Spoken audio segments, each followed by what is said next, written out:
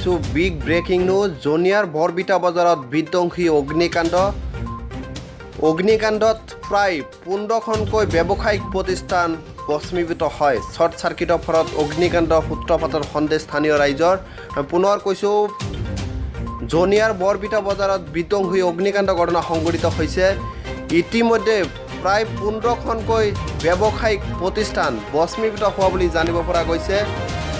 নিমিষতে কলা ধোঁৱাই ছানি ধৰিছে সমগ্ৰ অঞ্চল। আমি এই মুহূৰ্তত জনাইছোঁ এক গুৰুত্বপূৰ্ণ খবৰ। জনিয়াৰ বৰবিটা বজাৰত বিধ্বংসী অগ্নিকাণ্ড ঘটনা সংঘটিত হৈছে। এই অগ্নিকাণ্ডত প্ৰায় 15খনকৈ দোকান ভস্মীভূত হৈছে আৰু অগ্নিকাণ্ডৰ শ্বৰ্ট চাৰ্কিটৰ ফলতে এই অগ্নিকাণ্ড সূত্ৰপাতৰ সন্দেহ কৰিছে স্থানীয় ৰাইজে। ইতিমধ্যে সমগ্ৰ অঞ্চল ছানি ধৰিছে কলা ধোঁৱাই।